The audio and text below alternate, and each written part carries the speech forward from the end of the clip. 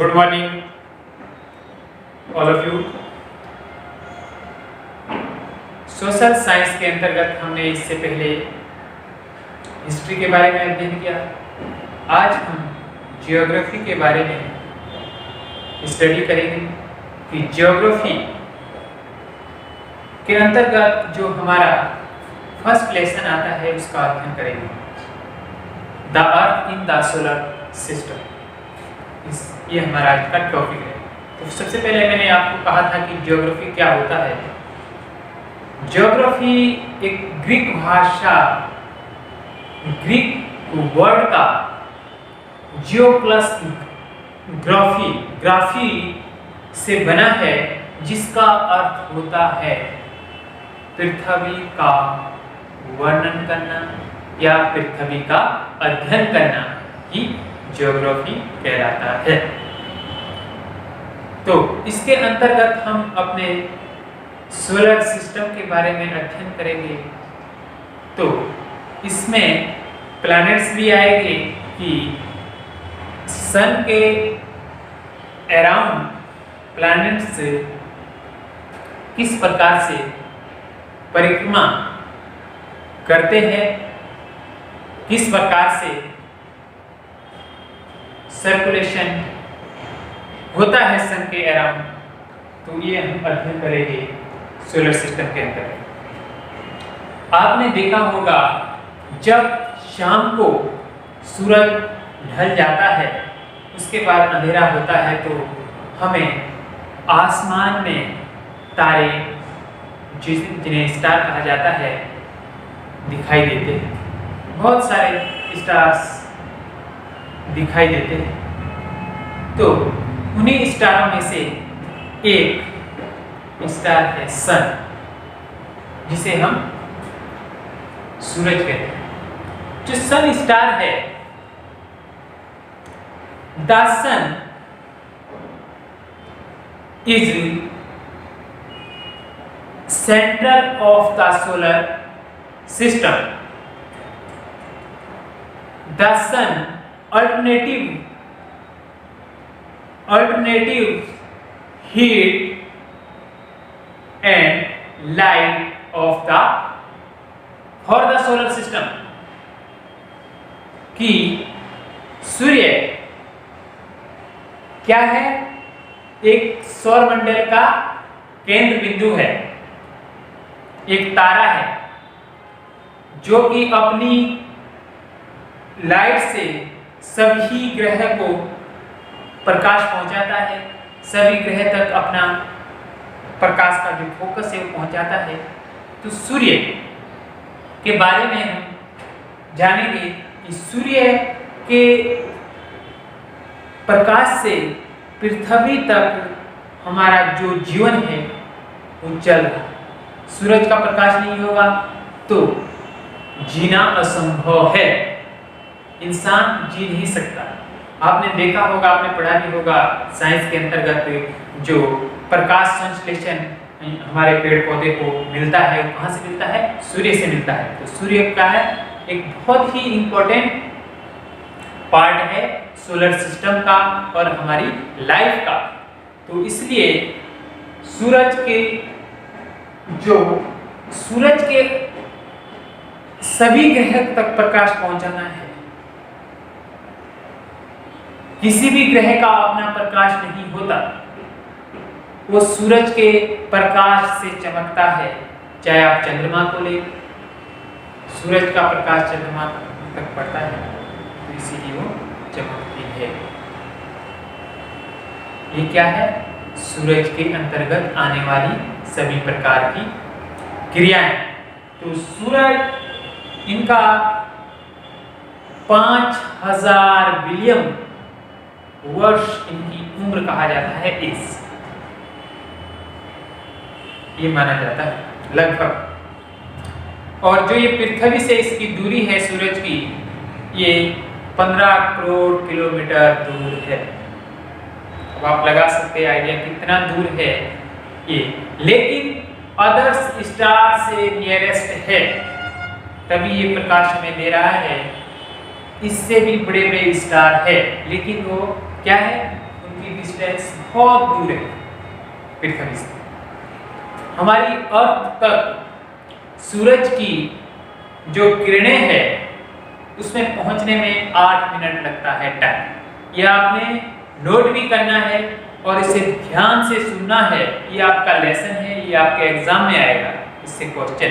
तो इसलिए आपने इसको ध्यान से सुनना है कि सूर्य जो किरणें हैं वो पृथ्वी तक पहुंचने में कितना मिनट लगाती है? 8 मिनट। सूरज जो सन है वो अपने में एक स्टार है। स्टार ये समझ लिया आपने। सूरज का जो एक गैसीय, क्या ये गैसीय गोला है, गैस का गोला है। सूरज जो सन के अंदर है 71% हाइड्रोजन पाया जाता है इसके अंदर और गैस 26.5% हीलियम और 2.5% अनदर्स गैसें सन के अंदर पाई जाती है। क्या ये एक प्रकार से गैस का गोला इतना दूरी पर है हमारी अर्थ से, तो कितना गर्मी होगी आप लगा सकते हैं आइडिया कि इतनी दूर में भी कितना अर्थ तक पहुंचने में कितनी हॉट है मोस्ट ऑफ सन। तो इसके बाद हमारा जो सोलर सिस्टम है इसके अंतर्गत टोटल प्लैनेट्स 8 प्लैनेट्स आते हैं। 8 आते हैं 1 2 3 4 5 6 7 8 प्लैनेट्स आते हैं हमारे सोलर सिस्टम के अंतर्गत। ये आपने याद रखना है। टोटल नंबर ऑफ प्लैनेट्स कितने हैं? 8। ध्यान रखना है और इनके नाम भी याद करना है आपने क्रम से कि सूरज के नियरेस्ट कौन सा है, उसके बाद किसका क्रम आएगा, उसके बाद किसका क्रम आएगा। टोटल प्लैनेट्स आपने याद करने हैं। ये मैंने यहाँ पर ही नोट करने हैं, आपने इसको लिखना है। इसको ये बहुत ही इंपॉर्टेंट चैप्टर है ना। ये आपको 6th क्लास में आएगा। ये जीवन में हर समय कोई भी एग्जाम दे रहे हैं आप जीवन में, ये हर समय आपको आगे लाइफ में काम आने वाली चीज है। ये नहीं है कि 6th क्लास में आपने पढ़ लिया कि हो गया। ये आपके लाइफ टाइम के लिए काम आने वाली चीज है। ये हम जानकारी होनी चाहिए इसके बारे में और ये एग्जाम में भी आता है, चाहे आपके 6th क्लास का एग्जाम हो चाहे अनदर्स एग्जाम हो। ये बहुत ही इंपॉर्टेंट है। तो जो नियरेस्ट है सन के वो कौन सा है? मरकरी। नियरेस्ट ग्रह कौन सा है सन के? मरकरी। इसे हिंदी में बुध कहा जाता है, बुध ग्रह। तो सेकंड नंबर में कौन सा है? वीनस है। वीनस को क्या कहा जाता है? शुक्र कहा जाता है। वीनस को क्या कहा जाता है? शुक्र कहा जाता है। ठीक है। और उसके बाद कौन सा ग्रह है? हमारा अर्थ, पृथ्वी, जिस पर हम अभी जीवन यापन कर रहे हैं, जहां हम अभी स्टैंड है। ये कौन सा प्लैनेट्स है? अर्थ। याद रखना है कि अर्थ जो नियरेस्ट है सन से नंबर ऑफ थर्ड, जो तीसरे नंबर का ग्रह है सन से दूरी में। और लार्जेस्ट की बात की जाए तो 5th number of largest total planets. 8 planets में लार्जेस्ट में यदि नंबर कहा जाए तो 5th नंबर पर हमारी अर्थ है, जिसे हम पृथ्वी कहते हैं, जिस पे हम अभी मौजूद हैं। तो ये 3rd नंबर का सन से नियरेस्ट है। और जो प्लैनेट्स है 8 प्लैनेट्स से, उसमें जो साइज में इसका क्रम है वो 5th नंबर का। ठीक है। और इसके बाद 4th नंबर में कौन सा आता है? मार्स, जिसे हम मंगल कहते हैं। इसे हम रेड ग्रह भी कह सकते हैं, रेड प्लैनेट से। और उसके बाद सबसे लार्जेस्ट ग्रह आता है, सबसे लार्जेस्ट प्लैनेट आता है जुपिटर, जिसे हम बृहस्पति कहते हैं। जुपिटर इसका सबसे टोटल प्लैनेट्स में सबसे लार्जेस्ट, सबसे बड़ा प्लैनेट्स है जुपिटर।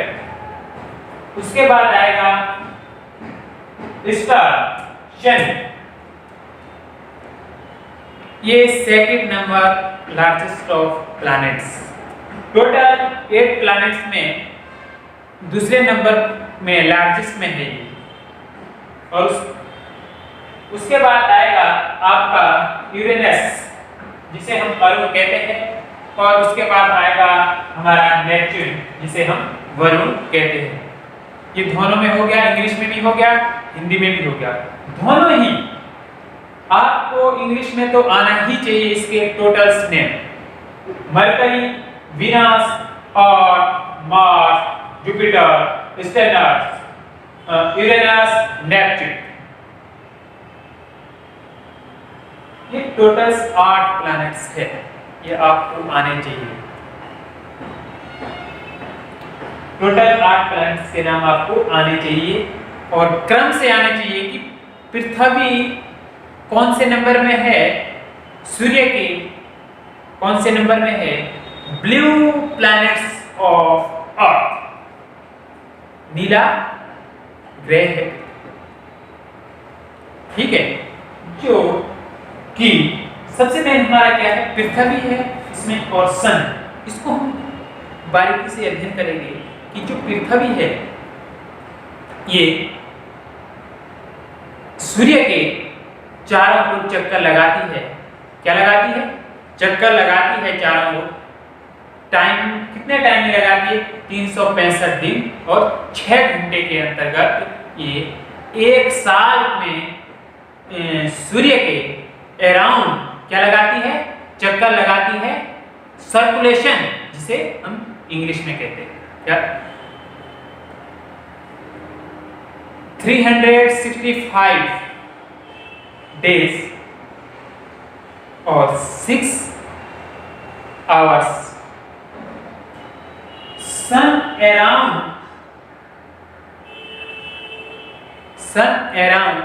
सर्कुलेशन करती है अर्थ। ये आपने ध्यान रखना है कि अर्थ का जो सर्कुलेशन है 1 ईयर में कितना है आपको पता है, 365 दिन होते हैं। और जो 6 घंटे हमारे एक्स्ट्रा है वो धीरे धीरे लीप वर्ष बन जाता है कि हमारा जो फरवरी है वो 28 से 29 हो जाता है। और इस कारण से होता है क्योंकि जो सर्कुलेशन सन के अराउंड में अर्थ लगाता है तो उसमें जो 6 आवर्स है वो जुड़ते जुड़ते पूरा एक दिन बन जाता है। इसलिए 4 साल बाद क्या होता है, 6 4 जा 24 फुल 1 डे बन जाता है। तो उसमें क्या आ जाता है, 28 की जगह 29 का हो जाता है फरवरी।